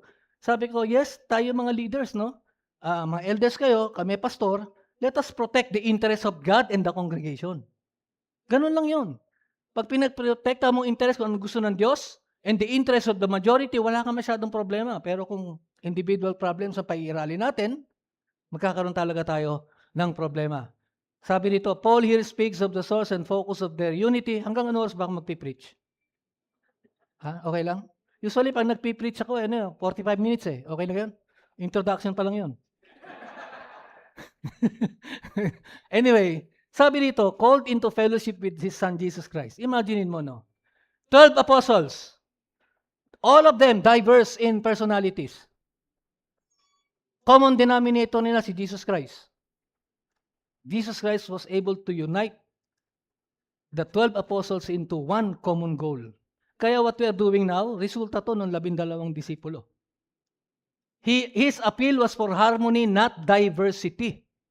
Imagine mo si Jesucristo. Ako, sa tagal ko nag-aaral ng salita ng Diyos, wala ako nakita sa salita ng Diyos, lalo na sa New Testament, na may 2 apostol na nag-usap. Never. I do not know, baka magkamali lang ako, no? Wala pa ako nakikita. Ang isang nakita ko lang na conversation doon yung kay Jesus Christ at saka kay Pedro. Di ba? Sabi ni Jesus Christ kay Pedro, ganitong manner of death, ikaw ay mamamatay ganitong manner. Sabi ni Pedro kay Jesus Christ, siya, paano siya? Tinuro na si John. Simple lang ang sagot ni Jesus Christ. If I want him to stay, wala ka nang pakialam doon. Ganun lang ang nakita kong wala pang conversation eh. But imaginein mo, 12 apostles, the Lord Jesus Christ was able to unite despite the diversity in personalities, ganun din dapat sa atin. Dito sa churches, sa mga small churches, marami mga personalities dito hindi ba? Mahirap din ang trabaho po ng pastor. Kaya I encourage you, kayong congregation, to support your pastors. And these pastors, you pray for them also so they will be able to do their job well. Dito, it came to his knowledge in verse 11 that their attitude was not for unity because of preferences. Nangyayari po yan. In a small church like this, ilan na ba kayo ngayon? 60? Oh, okay lang yan. Kasi 6 months pa lang kayo eh. Di ba? Ako, nakakapagsalita na ako sa mga churches na 110th anniversary. Imaginin mo. 100 matanda pa sa akin, nandun na iglesia. Pag tungtong mo sa kongregasyon, 20 lang yung kongregasyon. Di ba? Okay lang yun. Di ba? Kung talagang magdadala ang Panginoon Diyos sa kanilang membro, wala nang problema. No? Ang Diyos ang nagdadala ng tao sa iglesia. Di ba? But tayo, siyempre yung mga iba, may mga pinipili yan, may mga preferences yan. Di ba? Ang mga tao. Now, tingnan natin yung, that is just, in verses 11 and 12, there were divisions over preachers. Yan, na-mention ko na kanina sa inyo. Pine-prepare nila, Paul, mas gusto nila yung all-eloquent speaker. Marami naman talaga magagaling mag-English, no? Punta ka sa CCF, di ba? Kung namamangha ako sa mga gagaling mag-English dito, minsan di maintindihan sa ganda Di ba? Ganon din naman sa GCF, minsan di maintindihan si Pastor Luis, sa ganda ng grammar niya, Di maintindihan titignan ko pa sa dictionary Ang ganun pala ibig sabihin. Ganun lang pala Di ba? Yun ang isa sa mga preferences ng mga tao. Eloquence. Ako, usually ang hinahanap ko sa pastor, substance. Kahit nakamukha ka ni Richard Gomez, o kamukha ka ni Piolo Pascual, kung wala kang substance, hindi kita pakikinggan. Di ba? Ang gandang lalaki mo nga. Di ba? Ang ganda ng suot mo. Amerikana ka pa. Di ba? Pero kung wala in your 30-minute preaching, wala akong makukuha, hindi kita pakikinggan. Sa susunod, pag ikaw speaker, hindi ako attend. Hindi sa inaano ko yung mga preachers. I would always look for substance. At tayo, mga GCFer, I have been to many churches. And I can honestly say, na iba yung preaching natin Kahit na rito sa COR. Ganda ng pangalan sa church, COR, Corcop, Christ our refuge, community of faith. Mahirap din sa uluhin yun Kaya Corcop na lang. Anyway, ibig ko sabihin, you are in good hands. Kasi marami naman nag-aral naman sa seminaryo itong mga to. May bearing po yun. Hindi natin sinasabi na may yung mga preachers na hindi nag-aral sa seminaryo, wala silang substance. Pero nakakatulong po ang seminary when you preach the Word of God. Iba po ang magiging preaching nila. Now, dito, preferences today, Even today, that may cause division. Yan, they value appearance. No? Ito yung sinasabi ko. Ano yun, no? Usually, yung preferences yan, no? Decorum. Yan yun, no? Pagka talagang outstanding ang... Meron kasing mga tao na pagtapat pa lang ng entablado, nakukuha na nila yung attention ng tao. Alam nyo ba, sabi ng mga researchers, people will listen to you the first 30 seconds when you reach the pulpit. So pag entrada mo pa lang, bibilangan ka na, sabi ng mga researchers, 30 seconds. Paglakad mo pa lang, iniisip na ng tao kung makikinig sila sa'yo o hindi. So ganun ang bearing. Yun ang ayon sa oral communication kasi iniisip ko pa rin po yun, binabasa ko yun, 30 seconds. Kinakailangan pala pag pumasok ako na maganda entrada ko. Di ba? Parang hindi ko alam kung paano yun. Dahil kung lalamya-lamya ka, di ba maaaring hindi ka pakinggan. Dahil ganun lang yun. Value appearance, that's decorum. No, I do not know. Sa atin, dapat hindi natin hinanap yun. We do not value appearance. Napunta nga ako sa isang church Ang tagal ko na nakaupo. May nagsasalita sa harap, nakabarong siya, imagine niyo nakabarong. Walang undershirt. Tapos nakagoma, naka-double knit, walang medyas. Ito sa Jensen po ito.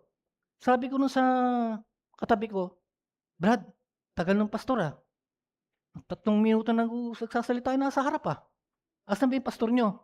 Sabi sa akin, yan ang pastor namin. Yan ba pastor nyo? Okay. So hindi ko naman sa inano kasi yan ang pastor nila Pero kumisan, di ba, nakaka-ano na yung mga ganun. Siyempre, you compare those small churches with big churches, may bearing din naman po yun. Pero tandaan nyo, when you come to a preaching session katulad ng worship celebration, you look for the substance. Kasi yun ang iuwi mo No? Yun ang iuwi mo. People value appearance. Powerful speaking over the genuine work of the Holy Spirit. Ang galing niya mag-English. Pati yung diction niya, pati yung pronunciation niya ng fi at saka ng het. Napakaganda. Di ba? Kung wala ka naman substance, the Holy Spirit is not sin. When you deliver your message, wala din. Di ba? Yaan ang kapanahunan nila noon, sa atin ganyan din. Now, let's move on. Today, though we may have preferences, let us focus instead of doctrinal unity. Maganda ang doktrina ng iglesia natin. Di ba? Pero minsan nagkakawatak-watak tayo sa mga choices, yung mga non-essential. Hindi ba? Mga non-essential hindi naman natin dapat pagtalunan yung non-essential Pre-trib ka ba o post-trib ka? Hindi naman mahalaga yun Di ba? Pero may stand ng GCF. Hindi ko na sasabihin sa inyo kung ano. Di ba? Pero yun lang kumisa. Pag pinagtatalunan ng mga membro, non-essential, hindi kinakailangan yun. We focus on doctrinal unity. The teachings completely based on scriptures. More important is our commitment to doctrine. Kinakailangan po ang doktrina. Mahalaga po yan. Because that would decide kung ikaw ay lalago sa pananampalataya o hindi. Kinakailangan hindi ka loaded. May mga kakilala akong ganyan, nag-church hopping sila. Hindi nila maintindihan kung saan sila pupunta. Iba-iba yung katuruan Pero dito sa atin, I can honestly say as well, na maganda po ang doktrina ng ating iglesia, DCF. More important is our commitment to doctrine so as not to weaken or destroy true unity in the church. There must be unity in conviction, standards, and behavior. Dapat ganun. Pag nagkasala ang miyembro, i-discipline. Pag nagkasala si pastor, i-discipline. Dapat ganun ang ginagawa natin. We need to impress on the minds of our congregation that we mean business and this is God's business. Hindi mo i-discipline si pastor, ayaw ko i-discipline niya kasi baka magalit sa akin. Hindi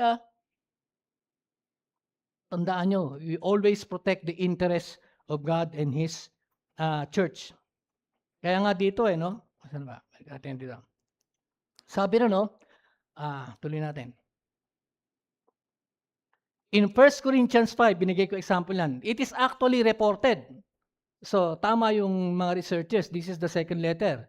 1 Corinthians is actually the second letter. Kasi may nakarating sa kanya, nire-report that there is immorality and leaders quarrel over the issues. Even on church programs and authority among others. Nangyayari po yan. Kaya dito, 3, ang elders, 5 ang deacons, okay na yan. No? Magandang, that is good for a start. Let us move on. In 1 Corinthians chapter 3, disagreement and behavior. Ito po. One of the key problems ng iglesia ngayon are the members' behavior. For you are still in the flesh, for while there is jealousy and strife. Yan. Kaya nga ang tanong ko kanina for the third time, sino ba ang may problema pag ang church ay na-divide? Yung tao ba o ikaw? Tandaan nyo, even when you read the Word of God, tandaan nyo to, it is all about you. It is not about the other person. Pag nagbabasa ka ng salita ng Diyos, i-apply mo muna sa'yo bago mo i-apply sa ibang tao. And that would be a good barometer for you to be able to apply God's Word. Papaano ka magre-responde? How are you now going to respond to situations that are not pleasant sa tingin mo? It's all about you. Kaya kung minsan nagkakaroon ng jealousy and strife among you, pinaiiral natin yung ating pride.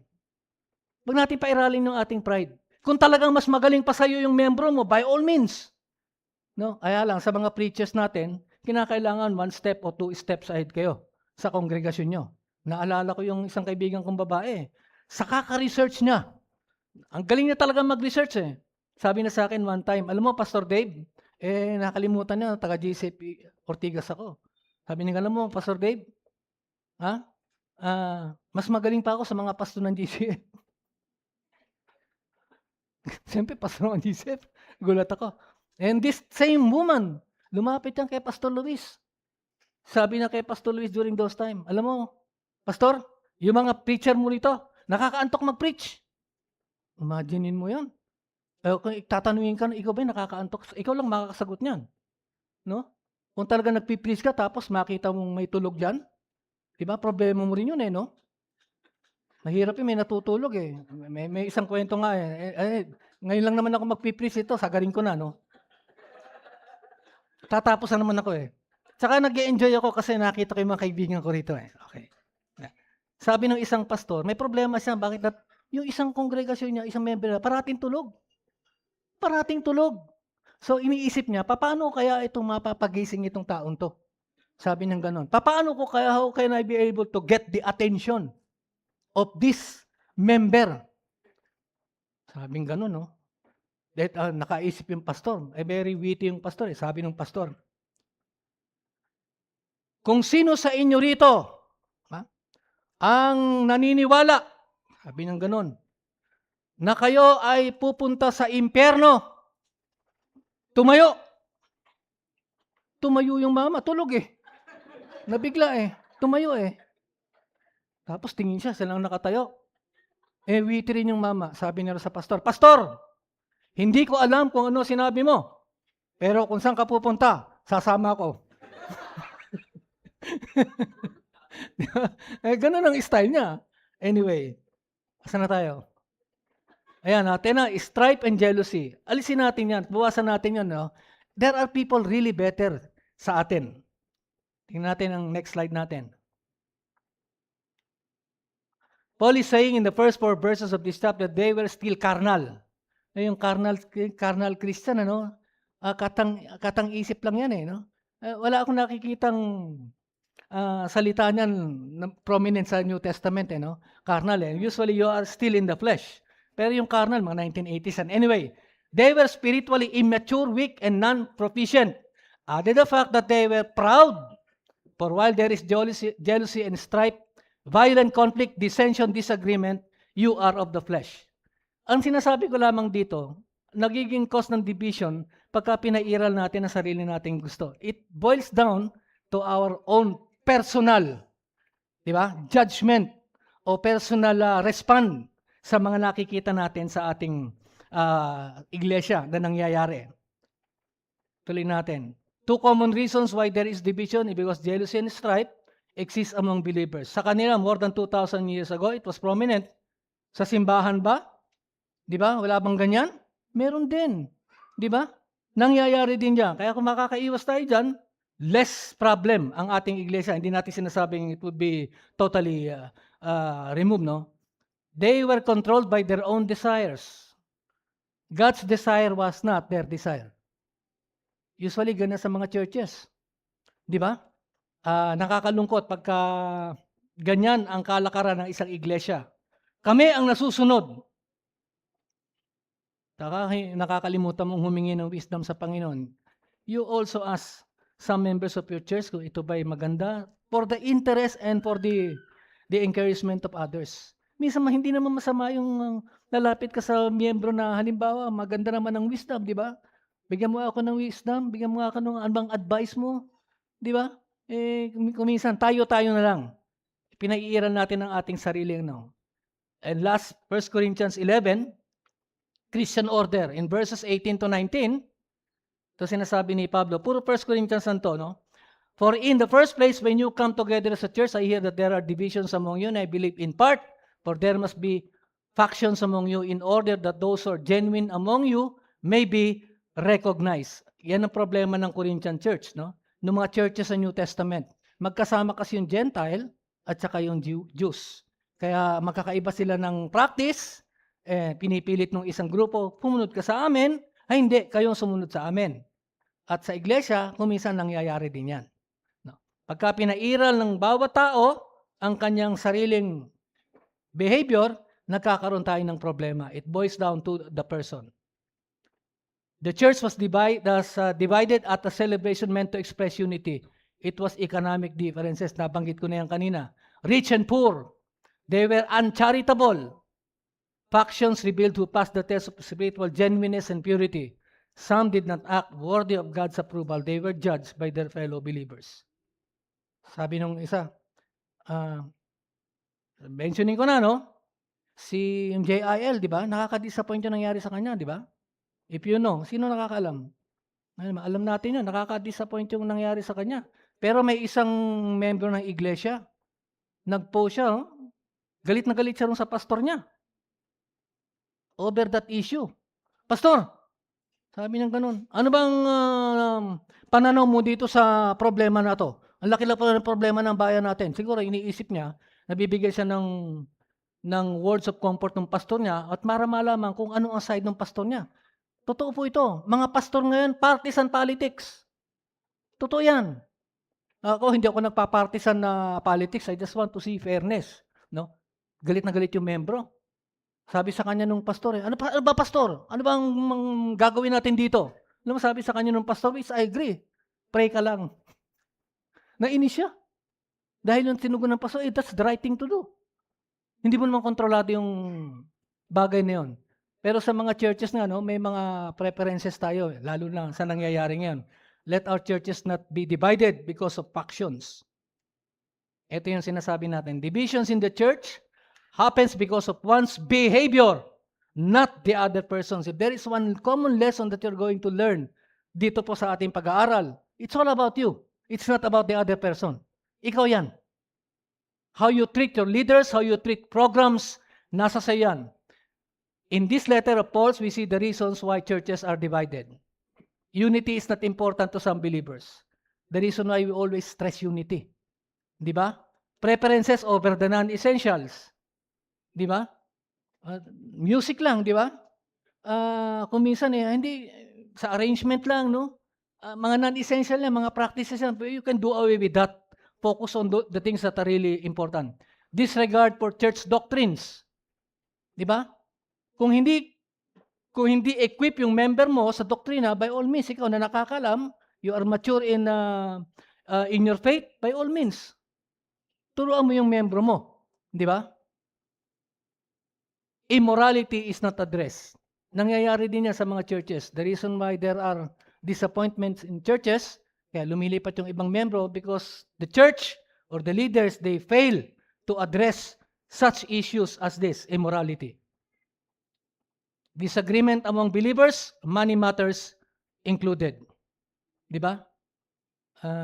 Minsan nangyayari yan may growth group na kayo dito, di ba? Di ba? Usually sa growth group, may mga nagdadala ng pagkain, di ba? Di ba? Ganun yan sa growth group, di ba? May mga tao naman na talagang gusto nila magdala ng pagkain yung gift nila Di ba?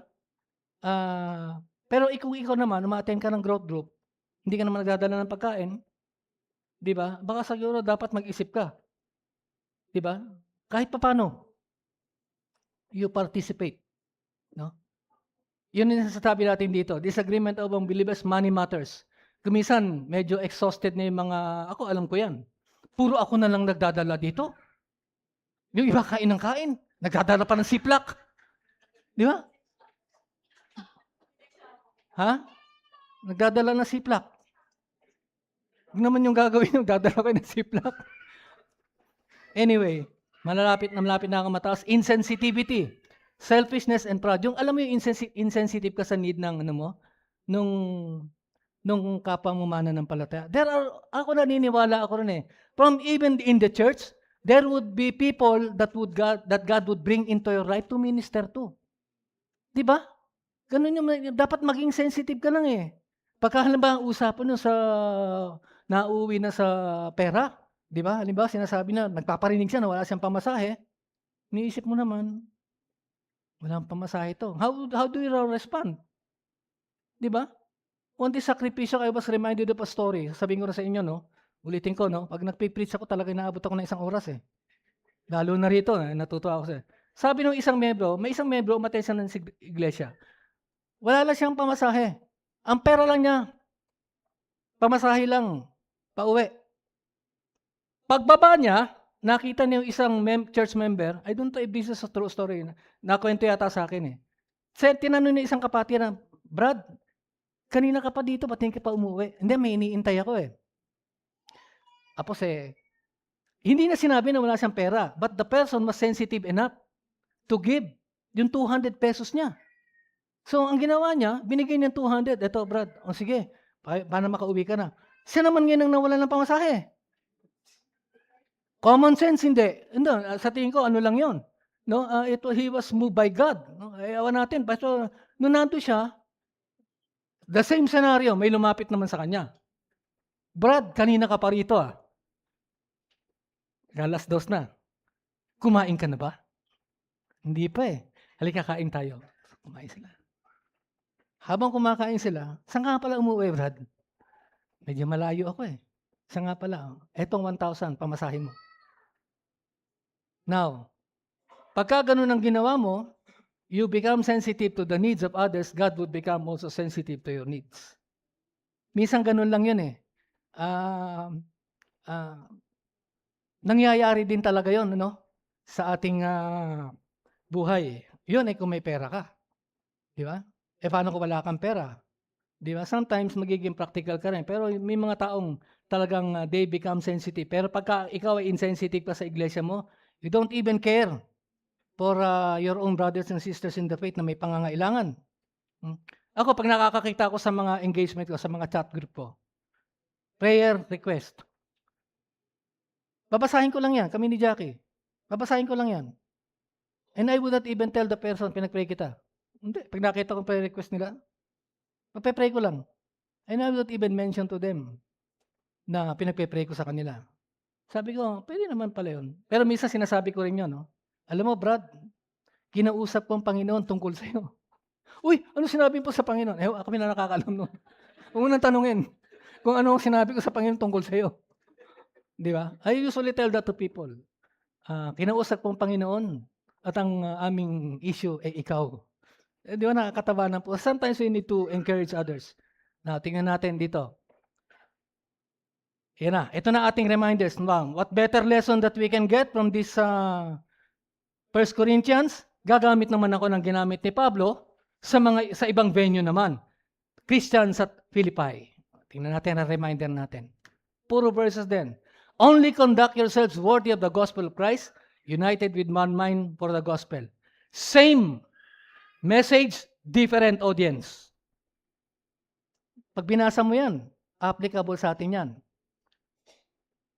Second lesson, do nothing from selfishness or empty conceit, but with humility of mind, regard one another as more important than yourselves. Huwag mong tiisipin na mas magaling ka sa kapwa mo.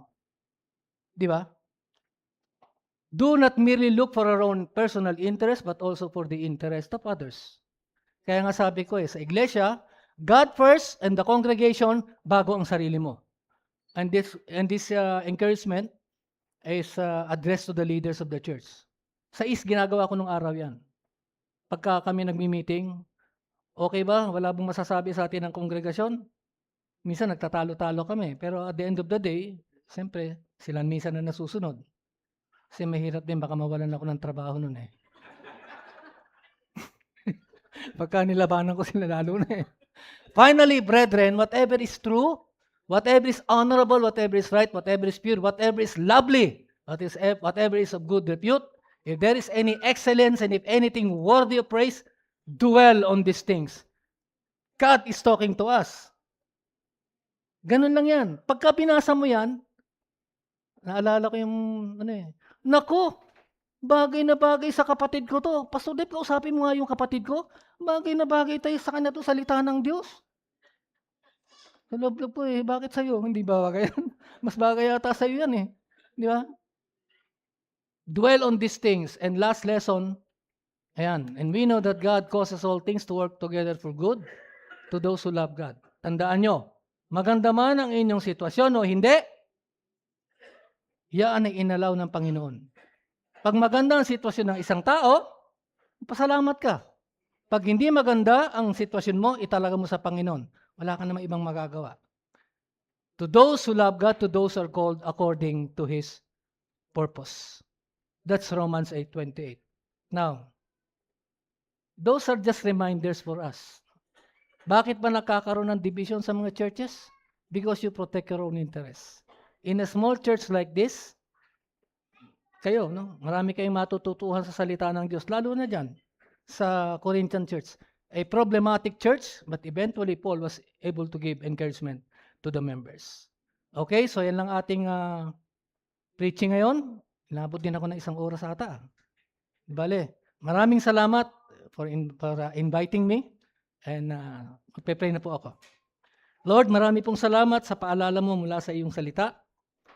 Mangusap po kayo, Panginoon, sa amin sa maraming kapamaraanan.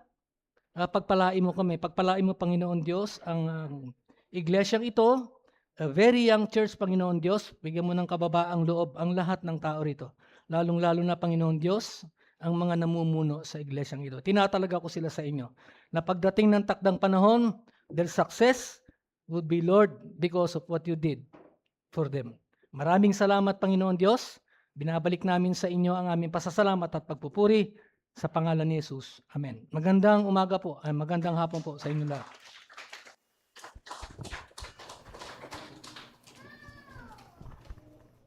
Maraming salamat po, Pastor Dave, sa preaching niyo today. Kami po ay hindi lang natawa, hindi lang natuwa, kami ay natuto. So, sana po maulit ng maulit ng maulit. Sa ngayon po, samahan niyo po kaming muling umawit at sambahin ang ating Panginoon. Kung pwede pong tayo ay tumayo lahat.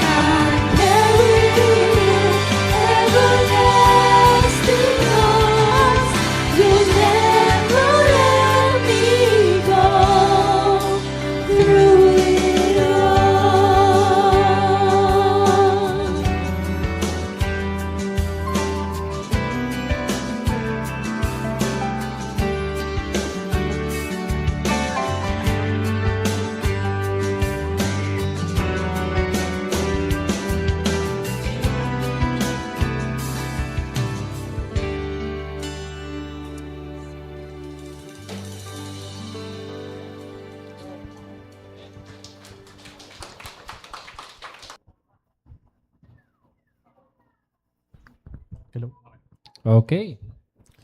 Handa na po natin ang ating puso at isipan sa atin pong pagbibigay. Offering is not just something na ilalagay po natin sa offering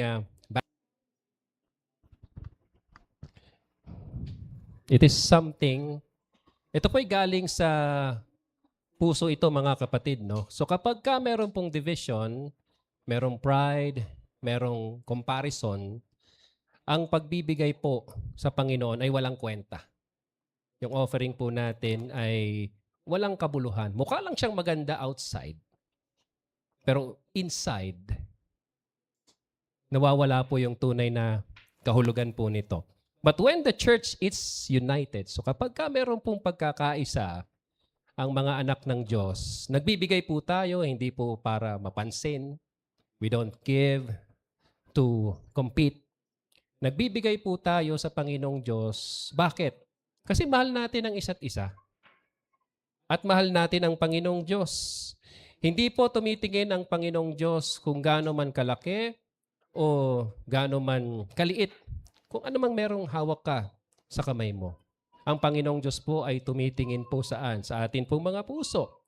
At He is pleased when His children gives. Kapag ka nagkakaisa po tayo, no? Napiplease po natin ang Panginoong Diyos. And kapag ka meron po tayong pag-ibig, unity, at kababaang loob, napiplease po natin ang ating Panginoong Diyos. A broken church makes giving cold, but a united church makes giving alive. So when we are one in Christ, ang atin pong offering, yan ang tunay na pagsamba. Tayo po ay manalangin. Heavenly Father, marami pong salamat sa inyo pong pag-ibig for all the blessings you have given us. Everything we have galing po sa inyo. And today, we come with thankful hearts. As we give our offering, help us to give, Lord, with joy and sincerity. Tinisin niyo po ang aming puso from pride, comparison, and anything that divides us. Make us united in you, Lord, so that our giving will honor you. Bless each gift and each giver. Use these offerings for your work, for the church, and for the spreading of your word.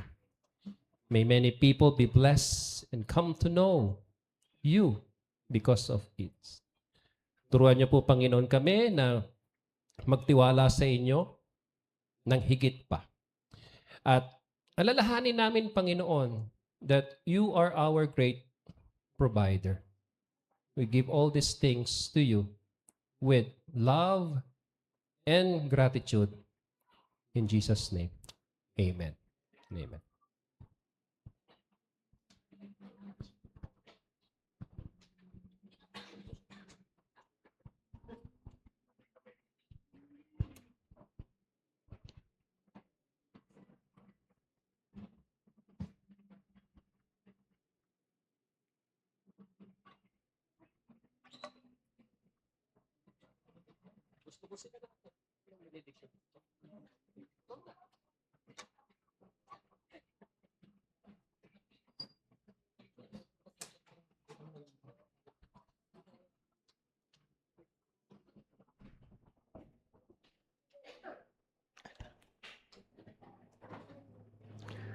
Sige, ang pagbibigay po, yan ay tungkulin. No? Hindi tayo nagbibigay dahil yan ay utos ng Panginoong Diyos. Tumutupad tayo sa tungkulin at ang pagbibigay ayan ay nagmumula sa isang pusong maligaya. Bago po tayo magtapos, ako po ay pray us a benediction prayer. Maraming salamat po sa pag-iimbita niyo sa akin dito sa the leadership of Christ Our Refuge Community Church. Maraming salamat po at pagpapalain po kayo ng Panginoon. You would always be included in our prayers. Tayo po tayo at manalangin. Ama namin sa langit, marami pong salamat sa inyong salita. Naway ito'y tumimo sa aming puso at isipan. ito po ay aming maisapamuhay. Panginoon, baguhin mo kami individually. Ang pinakamahalaga, Panginoon Diyos, ay kung paano kami tutugon sa mga ipinahihintulot mo sa aming buhay. Lalong-lalo na yung mga nararanasan namin na sa tingin namin ay hindi kaaya-aya. Ngunit lahat ng ito, maganda man o hindi, Panginoong Diyos, ang aming nararanasan, iisa ang aming pinanghahawakan. Ikaw ang may kapamahalaanan ng aming buhay. Pinupuri ka namin at sinasamba ka namin. Panginoon, ingatan mo ang aking mga kaibigan at mga kapatid sa pananampalataya. Basbasan mo, Panginoon Diyos, ang pagkain na aming pagsasaluhan, tanda ng iyong katapatan para po sa aming kalusugan. Ito po ang aming panalangin sa pangalan ni Jesus. Amen.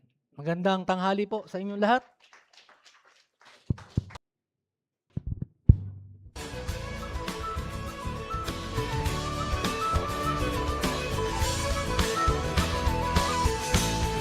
Behold, he comes, riding on the clouds, shining like the sun, and the trumpet call. Lift your voice, it's the year of Jubilee, and out of Zion's hill salvation comes. Lift your voice, it's the year of Jubilee.